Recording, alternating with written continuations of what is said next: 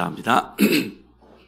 제가 청소년 때 저를 지도했던 우리 부장 입사님은 시골에서 중학교밖에 못 나왔습니다.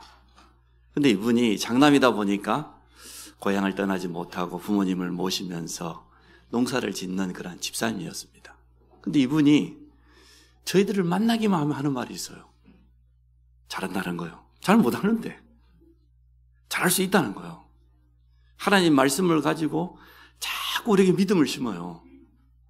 자기는 많이 배우지 못해서 참 우리에게 해줄 말이 별로 없는데, 근데 하나님의 말씀에 보니까 너희들이 귀하다는 거예요. 너희 한 사람이면 가문 살 수 있다는 거예요. 너희들 앞으로 하나님 참 응답 많이 받을 거라는 거예요. 이렇게 하면서 만날 때마다 저희들에게 힘을 주는 겁니다.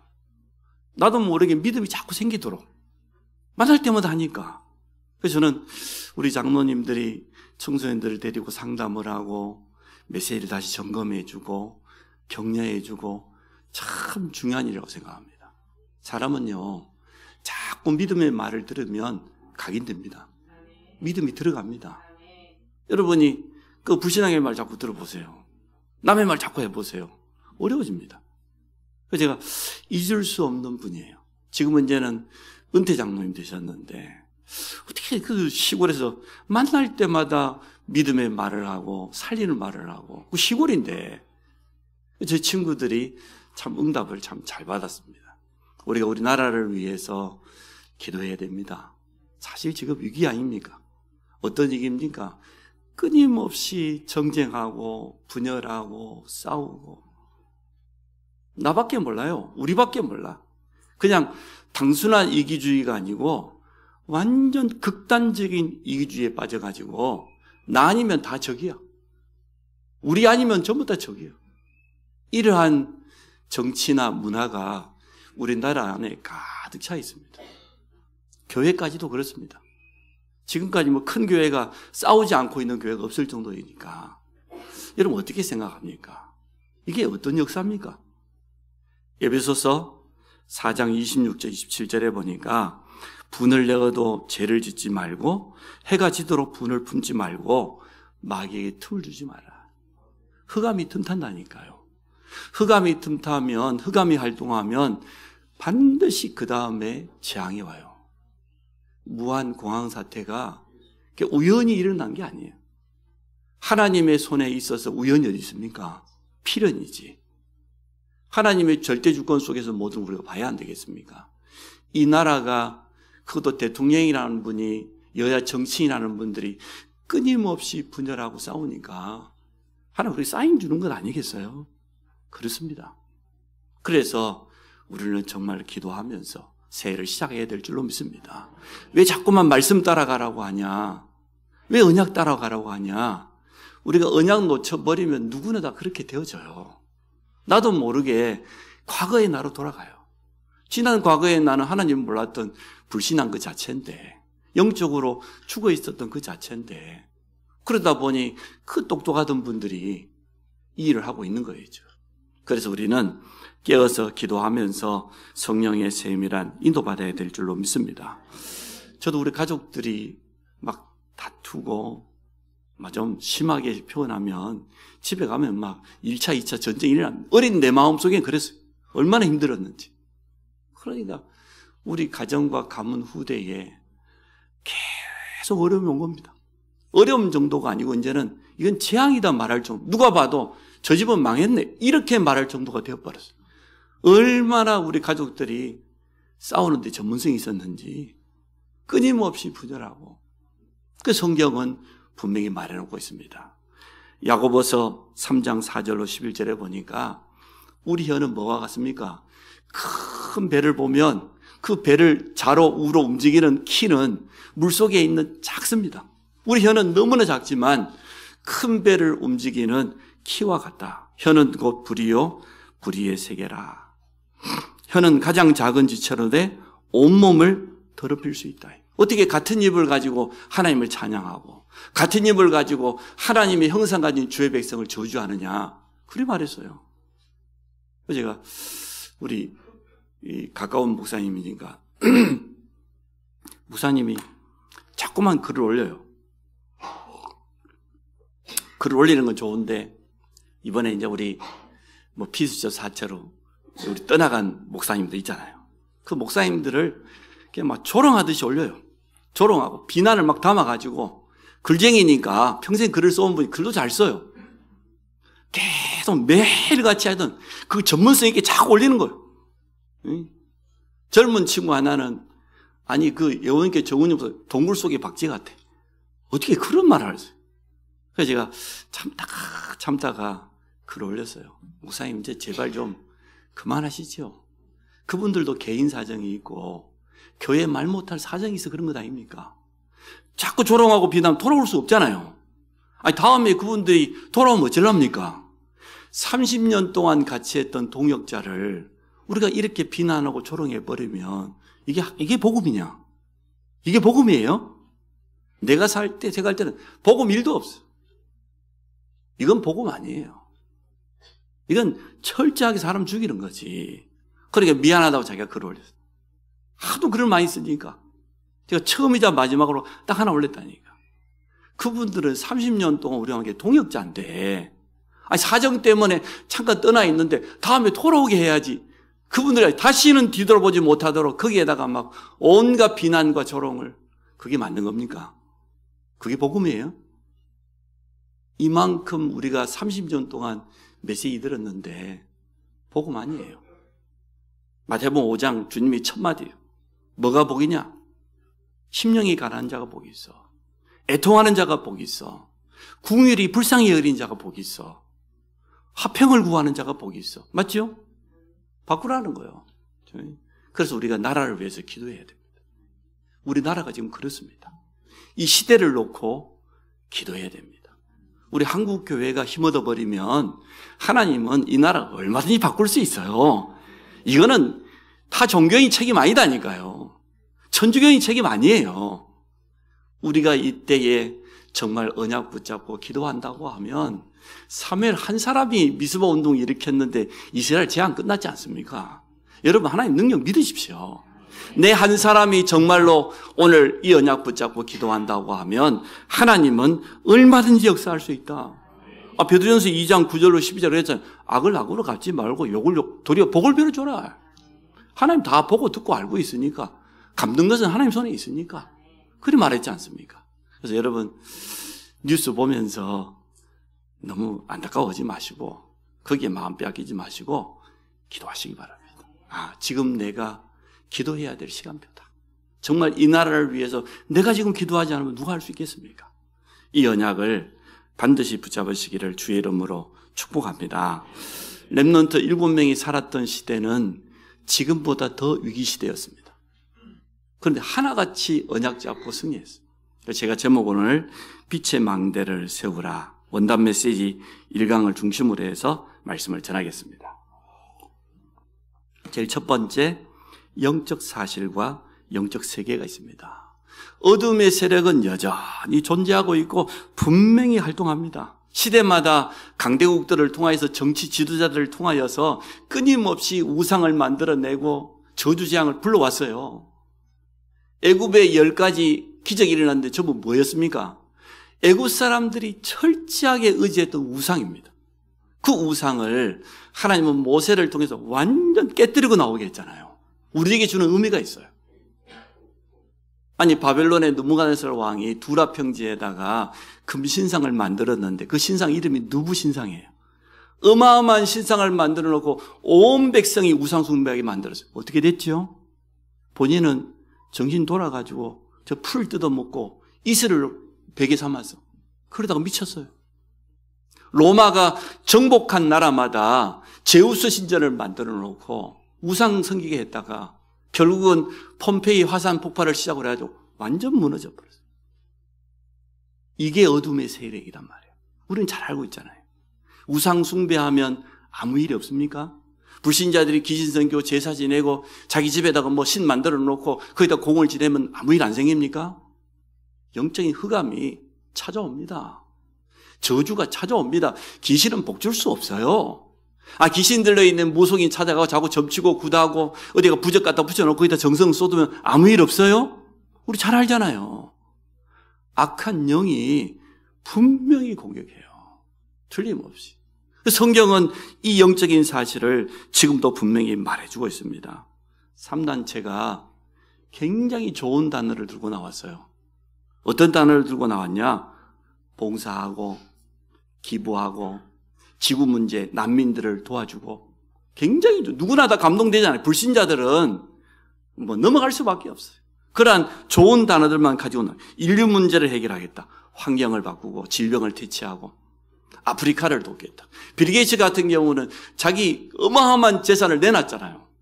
아프리카 사람들을 돕겠다 하고 또 원자로 가운데 소형으로 만들어서 어려운 나라마다 이 원자로를 전달하겠다.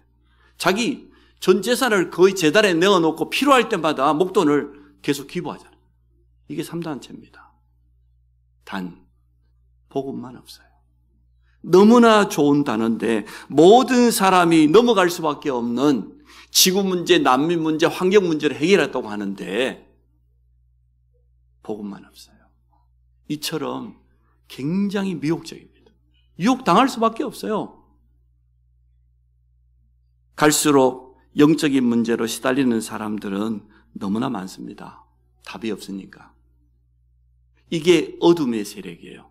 지금까지 꾸준히 어둠의 세력과 빛의 세력과의 싸움이 계속되어 왔어요. 복음이 뭡니까? 빛인데 뭔 말입니까?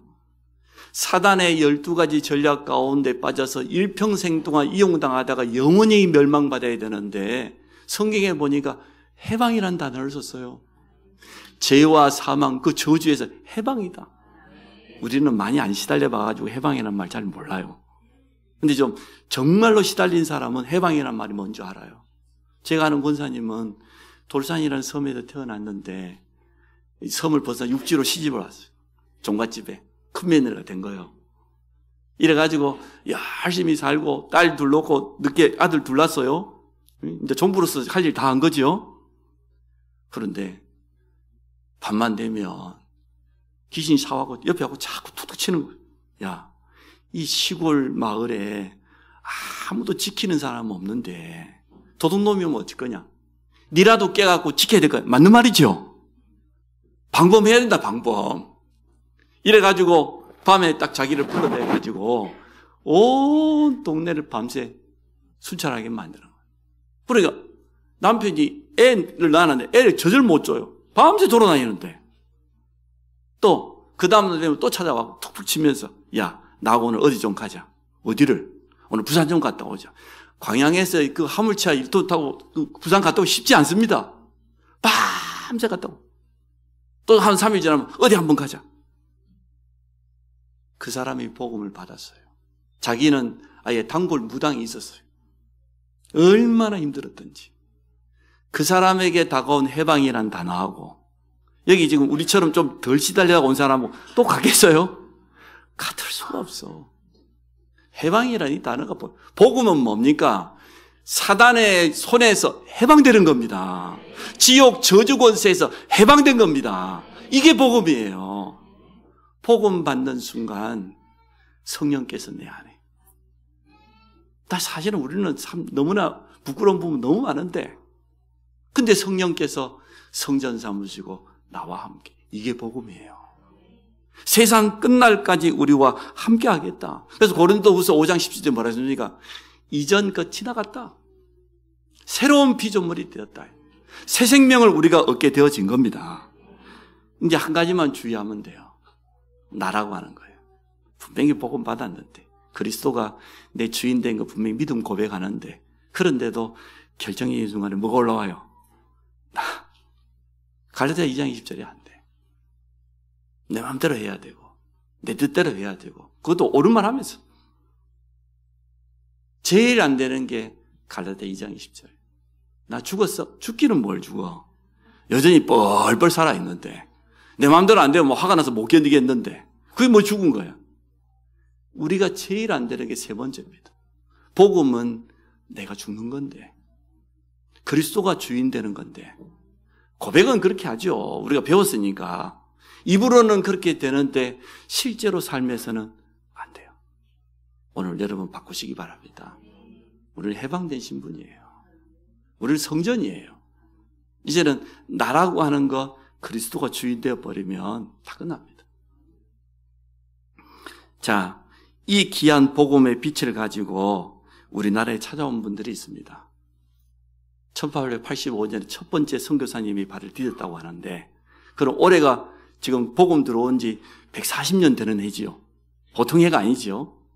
이분들이, 이 선교사님들이 빛의 복음을 가지고 찾아온 겁니다. 여러분 잘 아지 않습니까? 이 선교사님들이 지금 우리가 말하는 세 가지 뜰을 그대로 했어요. 첫 번째 뭐 세웠습니까? 학교 세웠어요. 학교 세워서 우리 후대들 지도자로 키우고 기독교 정신을 전달하고. 여러분 잘 알고 있는 배제학당, 세브란스, 저 연세대 있잖아요. 여러분 이화학당 뭐 됐어요? 이화여자대학교, 숭실대학교. 우리나라에 있는 유명한 대학교 중에 정말로 선교사님 세운 대학 많아요. 멀리 갈 것도 없어요. 평택대학교 과거의 이름이 피어슨 대학입니다. 누가 세웠습니까? 피어슨이라고는 선교사가 세웠어요. 렘넌트 애들. 이 선교사님들이 빛의 복음을 가져와 다른 거 한 게 아니고 제일 첫 번째 한 게 뭐냐? 렘넌트 애들 학교를 세운 거예요. 두 번째가 뭡니까? 치유하는 기도의 애들. 뭘 세웠습니까? 병원을 세웠습니다. 뭐 세브란스부터 해가지고요. 서울대학교 병원도 그 바탕이 기독교 정신입니다. 여러분 잘 몰라서 그렇지. 강남 성심병원, 유 목사님 자랑하는 일심병원, 저희 고향에도 여수에 가면 애양원이라고 있는데 전국의 피부과 1등이에요. 왜냐? 미국에 있는 의사가 직접 와서 진료하니까. 이처럼 그동안 조선 400년 동안 귀신 섬기고 제사 지내고 질병이 오면은 무당 불러다가 굿하고 미신을 의지해가지고 질병을 치료한다고 하고 이러한 저주 만난 이 땅에다가 기도의 뜰, 치료의 뜰, 병원을 세운 거예요. 여러분 잘 아시지 않습니까? 빛의 복음은 이런 겁니다. 빛의 복음이 들어가니까 우리 후대가 살아나고 질병 가운데, 가난 가운데, 고통 가운데 있는 사람들이 살아나고 자기 자신들이 이방인이잖아요. 선교사님도 이방인이잖아요. 그 이방인들이 찾아와서 어느 정도 희생을 했냐? 한 선교사님 말이에요. 복음 전하다가 갑자기 폭우가 쏟아지니까 피할 데가 없어. 어디에 피했냐? 저희 고향에도 보면 바닷가에 사람들 인적이 드문 곳에 상여집이 있어요. 장례식이면 상여에 메고 가니까 상여를 보관하는 그 안에 들어간 거예요. 옛날에 우리나라 위생이 얼마나 엉망이었습니까? 비 피하고 나왔는데 그 상여집에서 뭐가 옮는 거예요. 시체를 늘 메고 다니는 거니까. 질병이 찾아왔는데 결국은 이기지 못하고 자기 생명 다 순교하고, 그러니까 자기 부인이 또 쫓아오고. 이렇게 해서 우리가 빛의 복음을 받은 겁니다.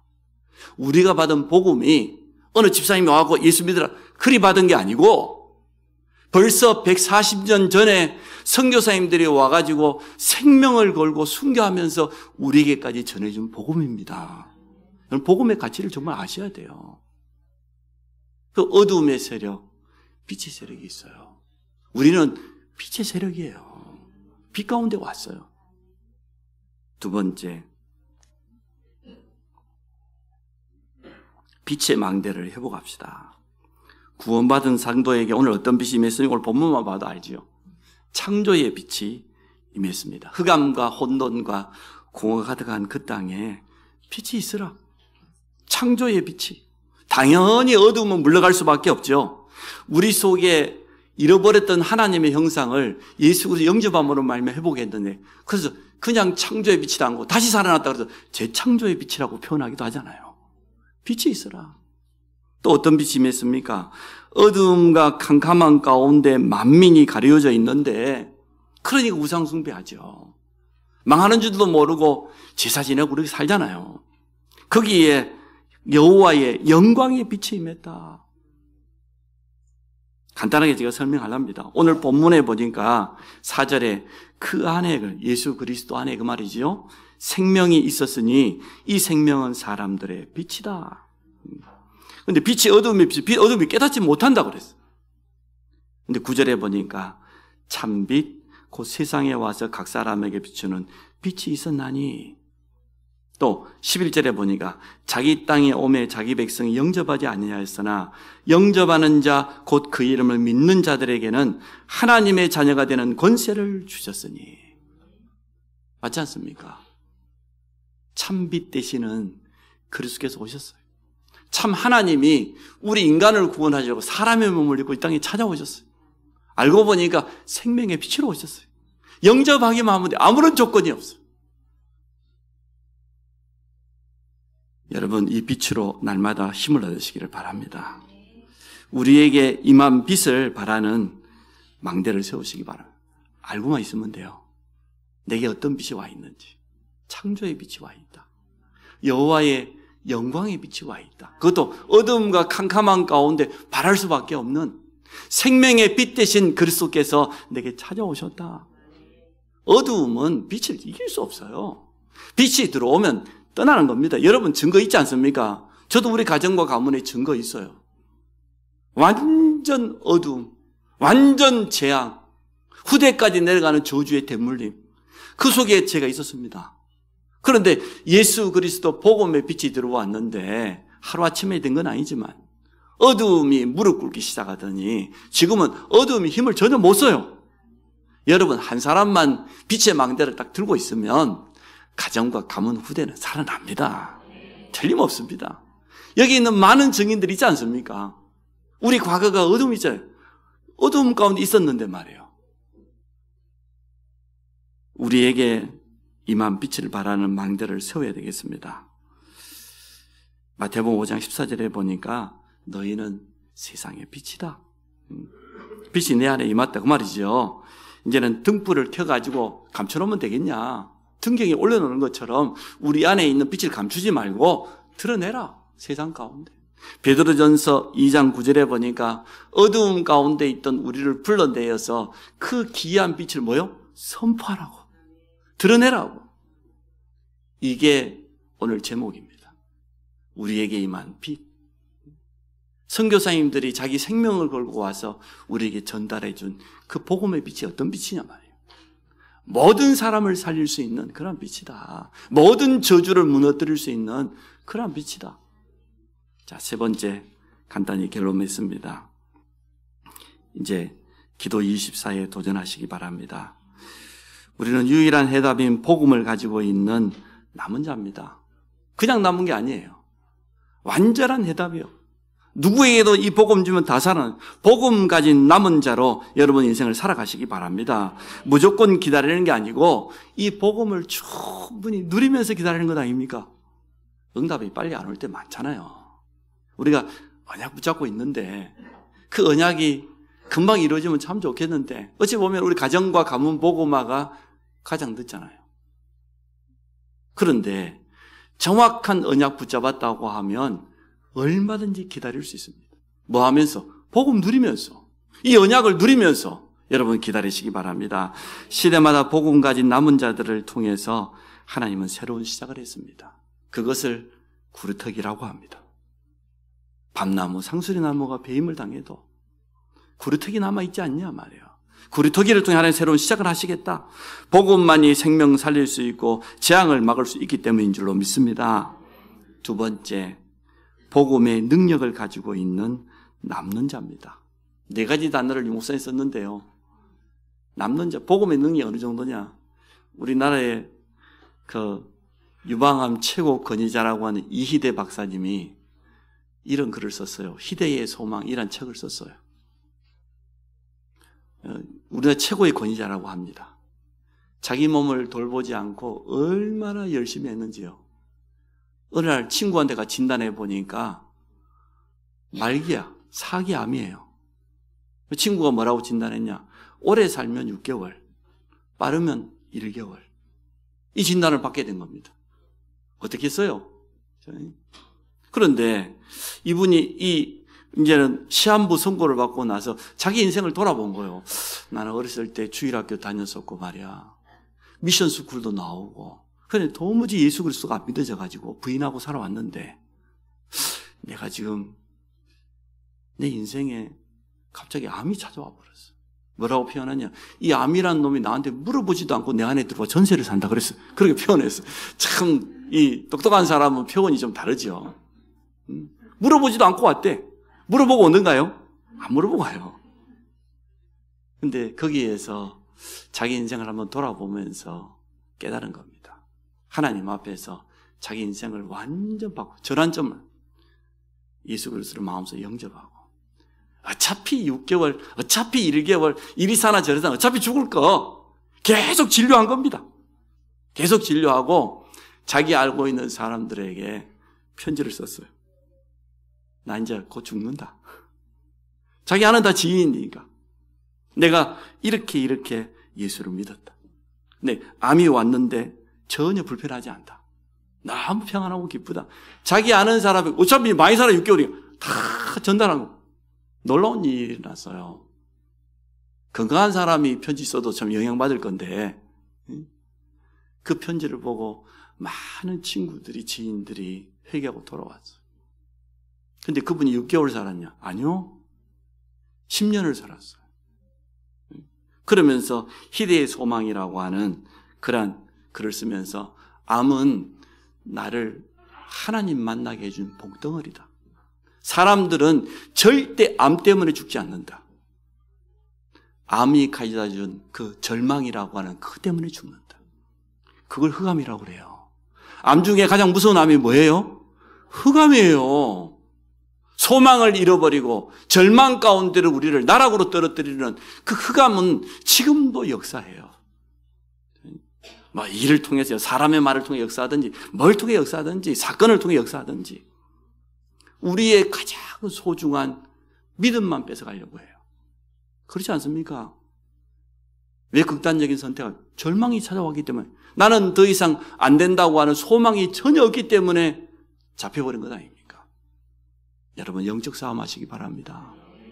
복음의 능력은 이런 거예요. 시한부 인생이라도 괜찮다. 전에 아파트 분들은 전부 기도의 뜰 합치세요. 힘을 붙여가지고 진짜 기도하세요. 아파본 사람은요 상대방 마음 알아요. 저 같은 사람은 입원 한 번도 안 해봤는데 어떻게 남의 말을 몰라요 저는. 근데 정말로 큰 어려운 질병 속에서 하나님 은혜로 회복하고 이 체험한 사람은 쉽게 마음은 열고 통합니다. 손만 잡아줘도 아마 치유 역사 일어날 거예요. 제가 좀 신비주의가 있습니다만은 맞을 겁니다. 흑암 세력은 오직 예수 그리스도 복음만 두려워합니다. 또 복음 가진 자만 두려워합니다. 흑암이 개인과 가정을 이렇게 공격하고 있는데 교회라고 공격 안 하겠습니까? 이 나라를 이렇게 분열시키고 공격하는데 이게 흑암이지 뭡니까? 이게 사람 한두 사람이 잘못해갖고 일어난 사건입니까? 아니잖아요. 우리는 영적인 사실을 알잖아요. 물론 현실도 진실도 필요해요. 그건 무시하는 거 아니에요. 그러나 그 배후에 있는 영적인 흑암 존재, 이걸 온 국민의 마음을 끊임없이 갈기하게 찢고 절망 가운데로 떨어뜨리려고 하는, 여기에 우리가 진다고 하면 되겠습니까? 우리는 빛을 가진 자 아닙니까? 우리 안에 있는 복음의 빛으로 여러분 이기시기 바랍니다. 영적으로 싸우시기 바랍니다. 정말 이번에 우리 명절을 앞두고 있는 우리 가문에 이 흑암이 무릎 꿇도록, 여러분 아시잖아요. 어떻게 역사하는지. 이 영적 싸움에 될 시간표예요. 복음의 능력 앞에 강대국, 독재자, 핍박자 다 무릎 꿇었어요. 로마 10명 황제 못 이겼어요. 초대교회를. 여러분 독재자들 알잖아요. 저 소련의 스탈린부터 해가지고 지금 북한 못 말립니다. 복음의 능력은 그 누구도 막을 수 없어요. 복음의 능력이 하나님인데 하나님을 막을 자가 어디 있겠습니까? 우리는 복음 가지고 있습니다. 어떤 일 와도 괜찮아요. 문제될 거 없어요. 세 번째, 복음 문화를 회복할 나물자로 부름받았습니다. 흑암 문화가 우리 후대를 막 공격하는데요. 우리 대뇌가 말이에요. 만 3살만 되면은 거의 다 형성된대요. 그리고 거의 만 8세 정도 되어지면 우리 뇌의 기능이 성인의 80% 정도 거의 완성된다고 해요. 이 중요한 시기에 여러분 쇼핑 가보면은 애기 엄마들 애기 이게 유모차에 앉혀놓고 뭐 보고 있던 거예요, 애기들. 전부 다 태블릿 보고 있죠. 스마트폰. 여러분 밥 먹으러 가면은 애기들 조용히 하라고 뭐 맡겨놓고 있던가요? 완전 망가뜨리는 거예요. 뇌를 그냥 다 죽이는 거예요. 그런데 이게 당연한 듯이 젊은 부부들은 요즘 그렇게 살아요. 우리까지도 그렇게 하는지는 모르죠. 보통 일 아닙니다. 나는 이게 사단의 철저한 전략이라고 봅니다. 우리 후대를 완전 무너뜨리려고 하는, 여기에 너무나 많은 사람들이 분별이 없어요. 영적인 분별이 없습니다. 흑암 문화가 지금 우리 전 후대들을 넘어뜨리고 있습니다. 복음 문화를 회복해야 될 이유가 분명히 우리에게 있는 줄로 믿습니다. 그래서 복음 문화를 회복할 남을 자. 마지막으로 네 번째, 많은 사람을 살리고 제자로 남길 자. 우리는 뭔가를 남기고 가야 안 되겠습니까? 우리 믿음의 유산을 남기고 가야 안 되겠어요. 바울이 뭐라고 하겠습니까? 나의 달려갈 길을 내가 다 달리고 선한 싸움을 다 싸우고 믿음을 끝까지 지켰는데 너희가 바로 나의 면류관이다. 남겼어요. 바울이 남긴 그 수많은 제자들 보세요. 로마 12장에 나오는 그 수많은 제자들 이름 보세요. 우리는 남기고 갈 겁니다. 우리만 신앙생활 하다 가는 게 아니고 우리 후대를, 우리 자녀를 이 마지막 때 빛을 비추는 망대로 남기고 갑시다. 그게 우리 마지막 사명 아니겠습니까? 빛의 망대가 내 안에 또 우리 교회에, 우리 현장에 세워질 줄로 믿습니다. 나를 향한 하나님의 절대 계획을 찾아보시기 바랍니다. 하나님이 주신 나의 전도가 뭘까? 그거 한번 질문해 보세요. 그게 하나님의 절대 계획입니다. 내가 뭐 잘 먹고 잘 살고 뭐 사업 잘하는 것도 중요한데 그게 아니고 하나님이 나에게 주신 전도는 뭘까 말이에요. 하나님이 나를 향한 절대 계획이 있는 것 아닙니까? 그것을 찾으시기 바랍니다. 결론을 맺습니다. 삼원을 지속해야 될 이유가 있습니다. 영적으로 무장하지 않으면 어둠의 세력이 지금 활개치고 있습니다. 그 시편 119편 105절, 주의 말씀은 내 발의 등이요 내 길에 뭐예요? 빛이에요. 빛의 망대를 세우라.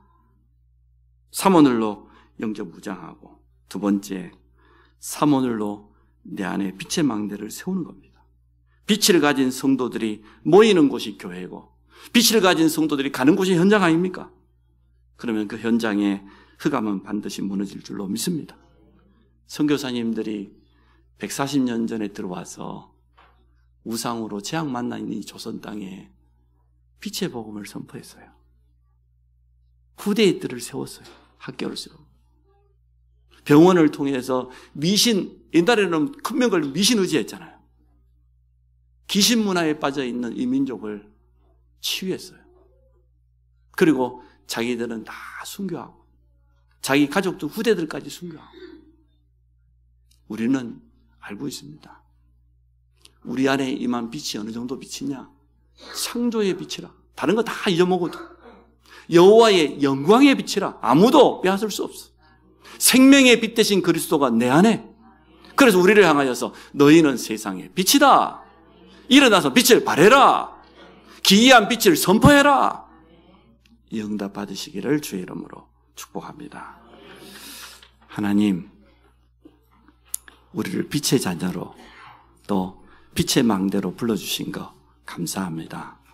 이 빛이 필요한 모든 현장에 든든한 망대로 우리 성도가 서도록 축복해 주옵소서. 가장 먼저 내 안에 빛의 망대를 삼원들로 날마다 세우게 하시고 우리 가정과 가문, 후대에 비추게 하여 주시고 재앙 만나 있는 현장에 비추는 모든 성도가 되도록 축복하여 주옵소서. 예수 그리스도 이름으로 기도합니다.